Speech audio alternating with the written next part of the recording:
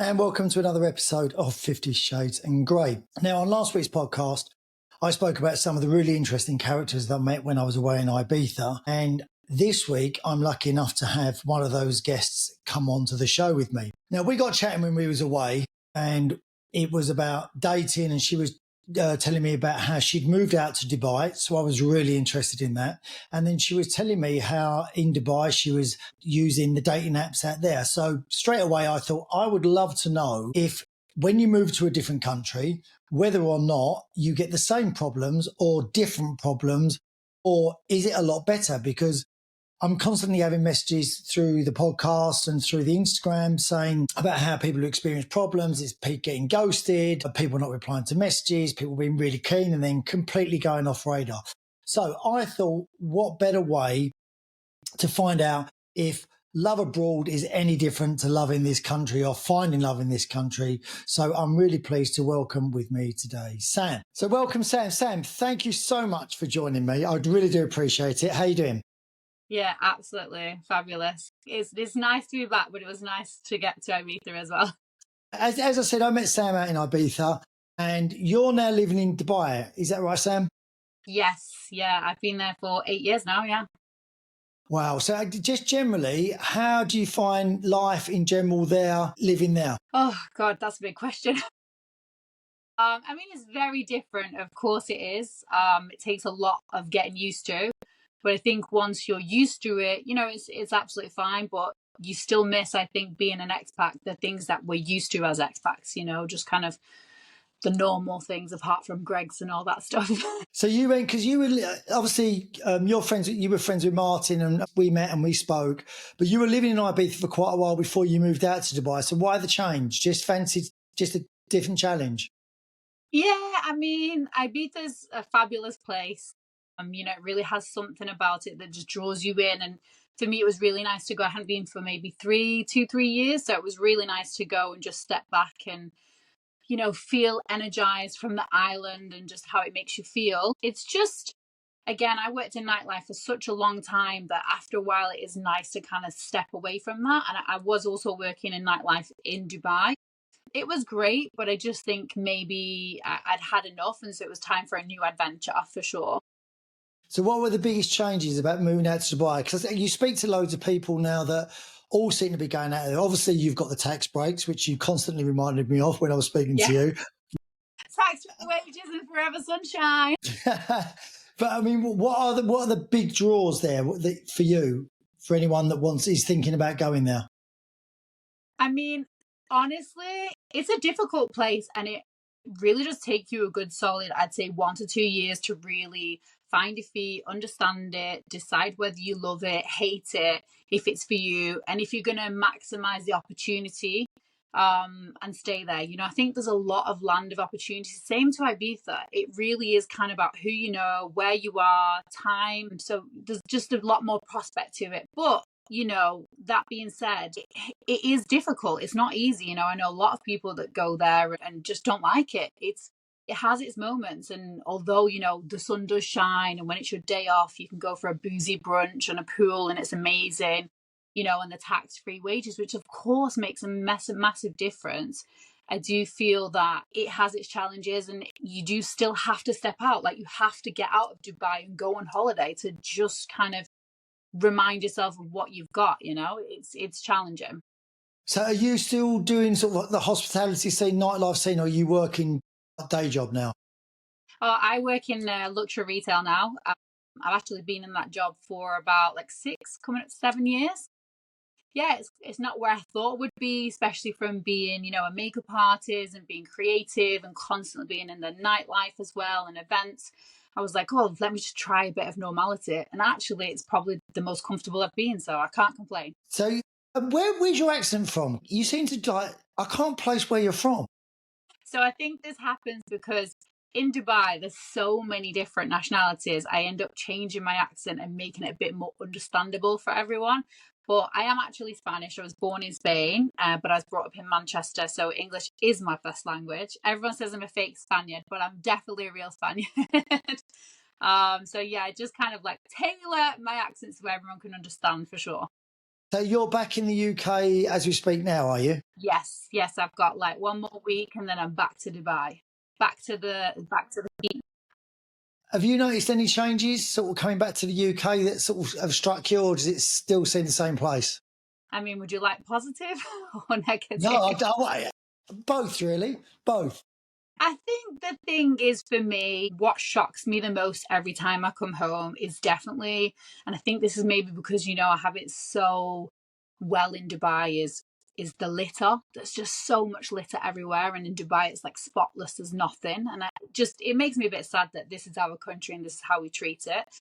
But, what to do? I think people are just so miserable here. Even though I've been back and the weather's been gorgeous and it's been like sunshine, people still moan all the time. And I know it's a typical Brit thing to do, but it's just depressing, Yeah. And I don't have the right to say how bad I think it is here because I don't live here anymore, but I'm glad that I don't live here. Sorry to say. Yeah, no, I think like as soon as it became hot, everyone was moaning it was too hot, and then everyone was moaning it's too cold. The only And then time it's we're actually, raining, and then it's this, and it's that, and we just love a moan, don't we? we do grey miserable really well. We're all happy with grey miserable. That is really good for us. So on to the main thing, because this is what struck me the most was obviously a lot of the podcast that I do is around dating, it's around relationships, and a lot of the messages are about that. So you're single, aren't you? Yes, I am.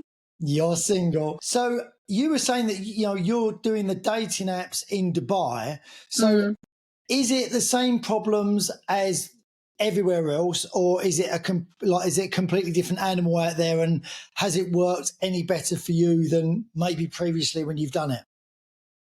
Well, I feel like it's so funny because obviously when I got back home, I was like, oh, let's just see what's on, what's around, see how many likes I've got. Because it's a game at the end of the day, right? You want to see how popular you are, I guess. And I was talking with this guy that actually I'd met, well, I haven't physically met, but like we're on socials talking from probably an online platform. And I was just like, God, I think it'd be so easy to be in a relationship here than it would be in Dubai. I just think people are a bit more simpler here. I think we become so entitled in Dubai just because of, especially people that have lived there for a long time, And there's this funny phrase where we always say, like, when someone's coming over, either catch them when they're super fresh or they've been there for a long time. That's the only time you're going to meet someone to essentially date, maybe it goes somewhere and not just be a couple of dates and some fun. But when I first got to Ibiza, I was catching my friend who still lives there, and she was telling me this story. She'd met this guy, it was just so good, and they had such a good connection. And she'd met him online dating, and he'd almost said that he loved her, and then he had to go away for a job, and then he just kind of ended up ghosting her, and it kind of left her a bit like, what did I do? What was the reason? Or was it all in my head a little bit? And then the day after, my friend arrived that was coming on holiday with me to Ibiza. And she pretty much told me the exact same story with a different situation. And this was that she would set up from a blind date of a friend of a friend. And I was just like, what is wrong with these men, So I think dating is difficult, full stop, no matter where you are in the world. But I definitely think from looking on my platforms here, I feel like it would be a lot easier. But then I haven't gone on any dates here either because I don't live here. So I don't know. It's difficult, full stop.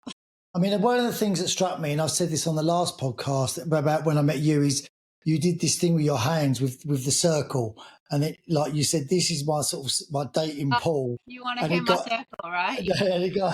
You want to hear my circle? Okay, so basically, this is me. I like a particular kind of guy. Okay, so you have, and this is like everyone's different. This is just based on me personally. Okay, maybe everyone's gonna say that my list is too demanding and I expect so much, but it's just what I'm attracted to. I can't help it. 100%, I agree with you. Yeah. Then you have like what I would say is Italian, Spanish, English, which is kind of the pool that I'm into. So then you have what's actually single. Okay. And then from the people that are actually single, my smile is getting so small. From the people that are actually single, how many of them actually want to date? you know? So that kind of like leaves this tiny little puddle. And I'm not the only one. Trust me. I have friends who, you know, personally like a darker men, and it's the same situation, just different scales of the Yeah. circle. It's so difficult. And then you find someone that it's there's no pressure. It's just you're getting to know each other, and it works well and it's smooth. And then it's kind of like no one's got the balls to really say like, I really like you, I enjoy your company, but I'm just not looking for something right. Like no one wants to allow things to naturally progress. It's all like you get a little bit too scared because, you know, someone's like, oh, let's do this. Oh, we're hanging out too much, you know? And I think it's just so difficult because, especially like I say, for me, being in Dubai, and I think a lot of women can relate, it's very hard because the pool of men which you're trying to date is very small, and there's a lot more women than there is to men ratio. So even if there is a man that is in a relationship, he's looking for somebody else, or he's flirting with somebody else, or, you know, there is a man that is available and he wants every single girl that's interested in him. It's just very difficult. So So, yeah. there's far more women in Dubai than there is guys. Then that are single. Do you think? Yeah, 100%. I would say that a single. There's obviously a lot of men, and you know, especially in like bars and clubs. I mean, it's calmed down a lot now. I've been in Dubai for a long time, but used to be like it's no men only policy. So if there's, say, for instance, five guys that want to go to a bar, they're not going to let you in unless you have any women ratio. You know, because it's you know, you have to have a ratio, and that's why there's a lot of ladies nights and ladies drink this or this, that, the other ladies, because it's encouraged the ladies to go because there's so many men as well, you know. So it's difficult. So are you finding that, like, with the pool that you've got, then you kind of know everyone in it? Like, as soon as someone new comes in, it's like, right, he doesn't know it. Anyone else? And then what happens is you get ghosted and you're like, oh, for frick's sake, like, what did I do this? Because that's the thing as well, isn't it? It's not just within that tiny pool. It's not just finding people in that pool. It's then finding people that you actually get on with in that pool, Exactly. and you've That you got stuff in connect with, common. that you have the same morals and that you respect each other. Exactly. So, you know, it's not, it's just slim pickings, basically. It's So, very what? So, where are you now then? Are you? Because this was the other conversation that I found really interesting that we had, was that you were kind of not resound to being single, but you were like, I'm really happy being single anyway. And are you at the stage where you think, like, because you're still really young, so are you at the stage where you think, do you know what, I'm going to give it 5 years and worry and worry about it then, or you just like, do you know what, if something comes along now, or you just going to keep jumping in and out? I think it's so hard because I do ask myself this. I think, right, obviously I've been alone for a long time and I'm very independent and I'm going to do what I want to do, and no one's going to tell me anything, you know, that's all I really know. I've gone from like country to country, just pack up and go, and I just make it work, okay? And I think I would love to meet someone. Of course I would love to meet someone, but I'm not going to just settle. You need to at least be on the same energy. You know, you need to be able to match my energy. I need to feel as feminine as I need to be able to feel, as well as feeling as masculine, and someone be able to respect that. And I think we spoke about this as well, where all the woman really wants is for a man to be a man. And you did disagree because you said, you know, women that are the other way. But I mean, that's how I feel.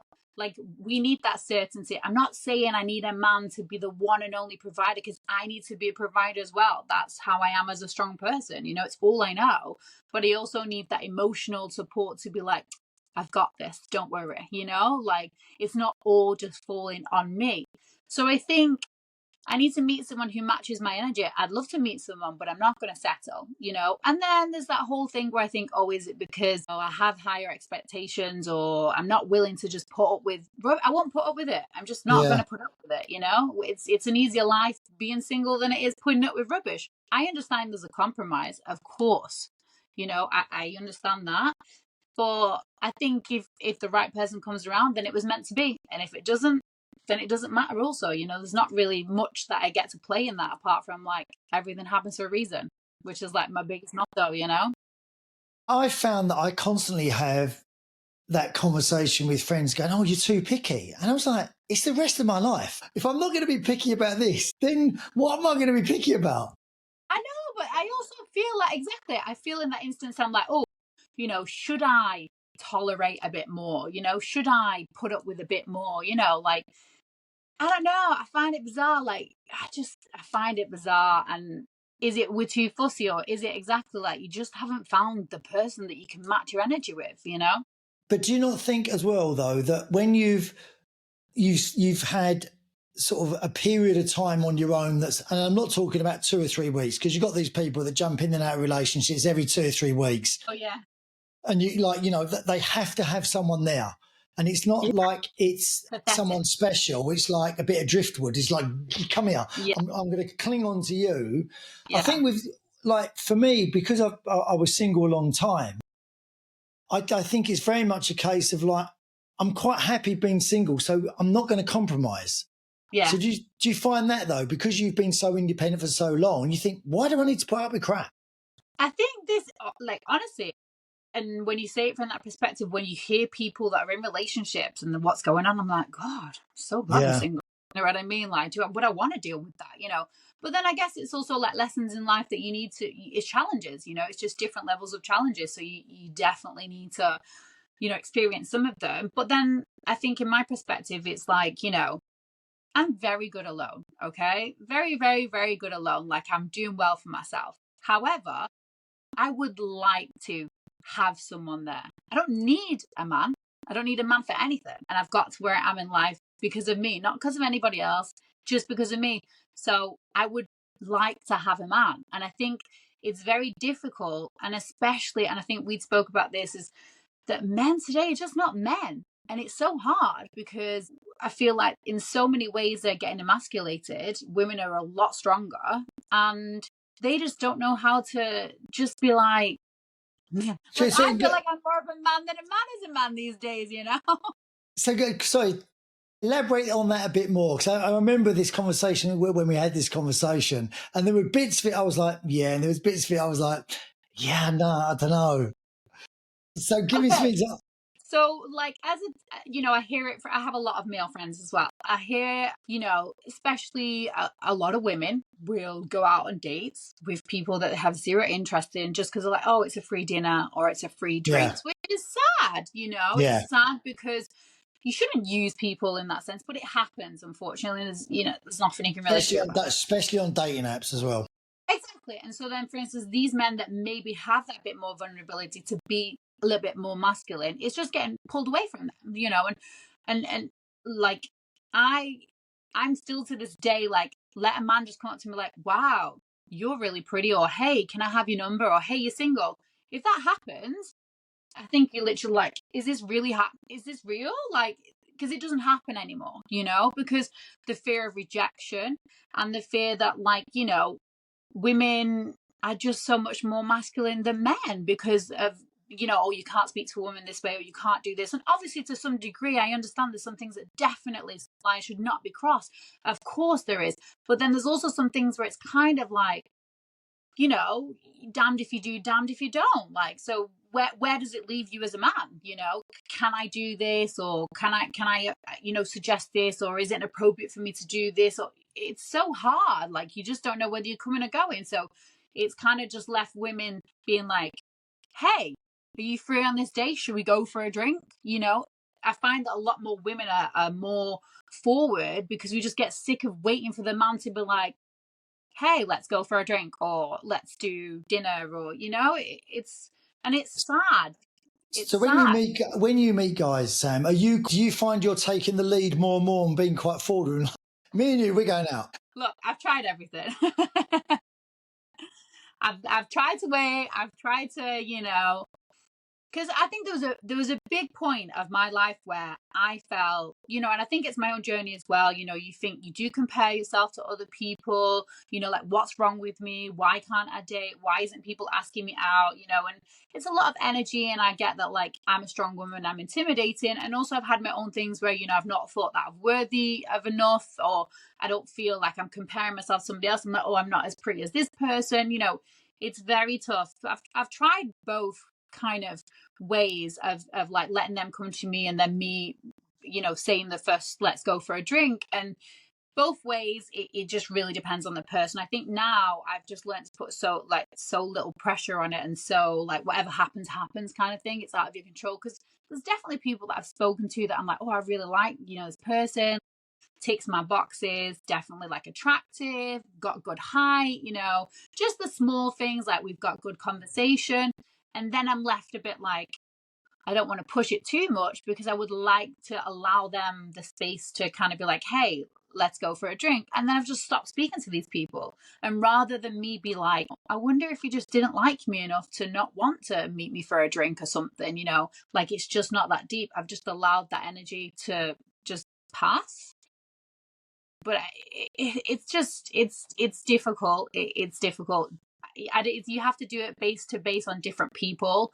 I think ultimately I'd always love for the guy to be like, hey, like, oh, let's go for a drink sometime. It's too open.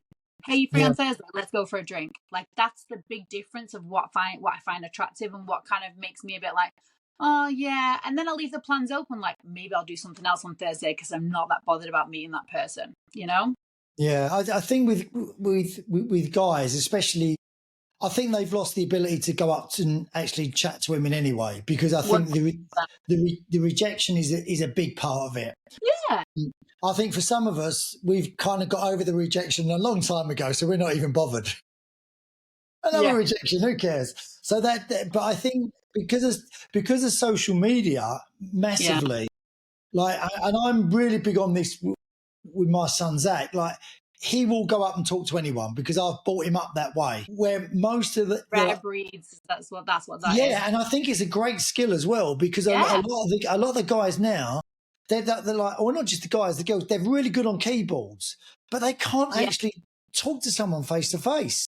They can't look them in the eye. They can't actually look at them. They can't be a little bit flirty or a little bit cheeky with them. They just, you know, they're great, but they're great with their words. And everyone's like, oh yeah, I've got really good banter. And I'm thinking, but you can't hold a conversation. I mean. Yeah, exactly. And, you know, I found that actually a lot.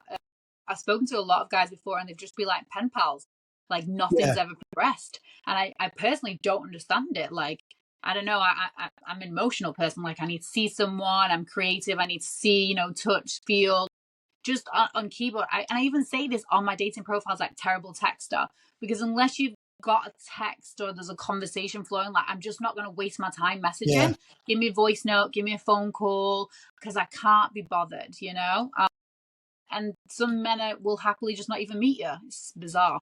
So was you one of those girls that wanted, like, because when I did the dating apps, and I haven't done them for 2 or 3 years now, but when I did them, I would just literally say, hi, how are you? Like, as an opener. I had I wasn't going to go in with like a line, because if I met you in a bar, that's what I'd come up to you and go, hey, how you doing? And then just talk. But a lot of them, like, people would come and go, is that the best you've got? I mean, what do you want? I don't even know yet. Look, it's really tough. Like, I have one opener, it hasn't changed. It's literally, that's it. And I don't say anything else. And based on that, like, obviously, hey, how are you? What's going on? Or then I think, take some interest, look at the person's profile. What does it say about them? Kind of mention something for that, like, act that you're interested, you know, or don't mess around too much. Because in Dubai, it's always the same thing. Hi, where are you from? Do you live here? How long have you been here? It's always the same conversations, right? Because obviously it's a tourist place and people just are on holiday. So that it just becomes so boring that it's literally like, hey, how are you? Yeah, I'm good. How's your day? Great. Okay, should we go for coffee, or should we go for a walk, or should we go for a drink? Boom. Just like that. Don't waste no time. No pen paling. And if it's not for you, it's not for you. But, you know, at least you put yourself out there, and you were out in the universe, essentially, not just behind a screen, you know, pretend, maybe even catfishing. You know what I mean? So that's why I always just did. I had literally, hi, how are you? And then I would say, like, you know, do you want to talk? And then I'd talk to you on the phone. Then I'd do a video call, because everyone looks different in pictures. Exactly. But within I've always said to people on here that if you're still talking 6 sentences later, it's not happening. You're not going out. Yes, exactly. Which is something that I don't talk as much anymore. Like, if it's just going to be going on and on and on and on, like, nah, I'm going to shut it down, because I'm not here for a pen pal. And it just gets boring. But I did find, Yeah. I don't know about you, when you first started doing them, and when I sort of started using the apps for the first time, I literally got excited about everyone. But then, and that's a big mistake. I was like, this Yeah, is that it. probably. You're like, This is yes, the I got a one. match. I got a match. Yeah. No, Yeah, I mean, look, I think it's very easy to get matches. I think as a woman, like more than man, maybe. I think, like, if you're semi, I don't know, if you got it put together a little bit. yeah. But then it's also, I don't know, did you never notice that everyone that you wanted to match with would never match with you, and all the people you didn't want to match with you? So it's like constant like chase, right? Like, oh, I wonder if this person, like, do we match, or yeah. I mean, Yeah. like I say, The work. I put my I think it was like Hinge, I can't remember. Maybe it was Hinge, yeah. And as soon as I landed in UK, it was like plus 50 likes to you, and I was like, oh, let's have a little look at what we've got. Honestly, everyone was like too young, too not who I would go for, too old, too short. And I think there was maybe like 5 max from like 2 times that I had like 50 plus. So, it's literally law of averages, right? So when you say too young, what's too young for you? Like 22, 24, 26, definitely. And like at the end of the day, I think as as women, and especially me, who's very like independent, I need someone who can match my level of maturity. Now, obviously be young, but I still need like a man, not a boy. Yeah. That's where age is just a number. It really is just how you act. But I think, unfortunately, like a 22-year-old isn't really on the same level as me, in terms of like my life experience and what I've lived in life. So, yeah. So when you was in Ibiza, sort of a more of an organic situation, so did you get a lot of attention from guys? You must have done out there. So what happened? What's the best line you heard when you was away this time? Like nothing. No one approached me. No one like said anything. No one like nothing. Zero. Absolute nothing. Nothing at all. Zero. I think Martin probably flirted with me the I was going to most. say, I think Martin had a fair crack at you, didn't he? But I think Martin was going under the guise of being Martin. He was trying to convince you that you fancied him for ages. It was like that hypnotist sort of look in my eyes. Yeah, no, literally nothing, zero. I think the most conversation I had was with obviously you guys. I didn't speak to anyone in any of the places we were at, nothing. No one came up to us. No one even like, obviously it's Ibiza, it's expensive, but no one offered to buy a drink, like absolutely nothing. But also like, I think before where that, especially when you're younger, I think that mentality of like, oh, let's go out, let's see who we're going to pull tonight, when you're a lot younger. And even just having that attention on a night out, especially if you've like, you've got dressed up, you feel good about yourself, and getting zero, that can play a lot on your own confidence as well. So it's really about how you feel and how it makes you feel. And I think it's, again, going back to social media, you really compare, so it's difficult to not feel good about yourself. But then also in my instance, like I was literally just there to see my friend who had never been to Ibiza just go to Ibiza. So it wasn't like I was like, right, let's see, am I going to find my future husband this time? Like, no, And also, like, I don't live in Ibiza. I mean, maybe if a Spanish man might have come up to me and be like, hey, I'm the love of your life, would I move back to Ibiza? Yeah, probably. So you're open to anything. Well, listen, I've really enjoyed chatting to you. Thank you so much for coming on. Thank you. I've really enjoyed it, and I wish you the best of luck in Dubai. And I'm sure you'll have guys calling all over you. Get some new ones off the boat. Just wait at the airport or wherever they come in from and grab some there. Yeah, I'll be there waiting. New single man. Don't look anywhere else. But listen, Sam, thank you for coming on. Guys, thank you for tuning in to Fifth Shades and so. Thank you for tuning into Fifty Shades and Greys. Make sure you subscribe and you follow, and we'll catch up with you soon. Take care. Bye-bye. Bye. Oh, Sam, brilliant. Stay there, darling. Oh, yeah. Thank you.